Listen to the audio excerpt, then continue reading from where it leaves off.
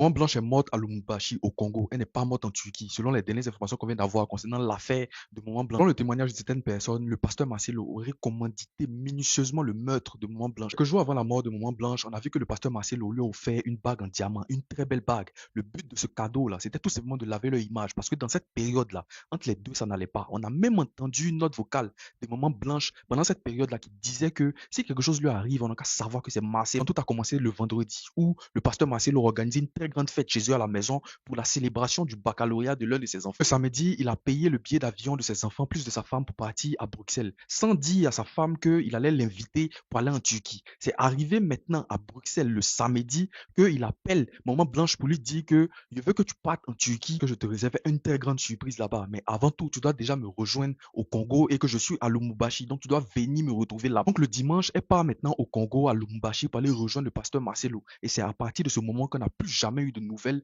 de Maman Blanche. Donc, ce dimanche-là, après avoir fait ce qu'il a envie de faire à Maman Blanche, le lendemain, le lundi, il a pris un vol direct pour aller maintenant en Turquie, pour rejoindre ses enfants, parce qu'il avait demandé aussi à un des pasteurs là de ramener ses enfants en Turquie. Vous voyez que tout avait été calculé minutieusement. Le mardi, automatiquement, on apprend qu'il revient avec Maman Blanche, mais cette fois, il revient avec son corps. Parce que vous-même, quand vous-même vous vous asseyez, vous réfléchissez, quelqu'un qui est mort le lundi, le mardi en même temps, son corps arrive, le mardi ou le mercredi en même temps, on ramène son corps. C'est impossible. Les marches sont trop longues. L'un des détails qui rend encore l'affaire très grave, c'est que lorsque le corps de Maman Blanche est revenu là, au niveau de l'aéroport de Congo là-bas, là, il y avait interdiction à toutes les personnes qui étaient là-bas de filmer. C'est-à-dire, il y avait interdiction de filmer. Donc, les images qu'on a vues qui tournaient là, c'était des images volées. Aujourd'hui, c'est grâce même à ces vidéos-là que certaines personnes ont même pu faire les différents rapprochements pour comprendre que le corps de Maman Blanche est arrivé dans Air Cargo. Air Cargo, c'est une compagnie congolaise là-bas.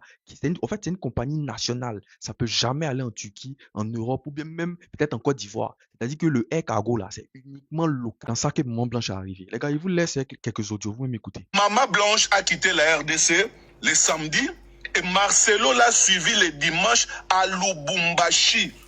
C'est là que Marcelo a commis son meurtre et puis il est revenu le lundi matin pour voyager le lundi soir pour aller en Turquie.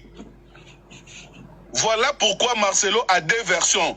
Donc une chose est vraie dans cette affaire, il a voyagé deux fois.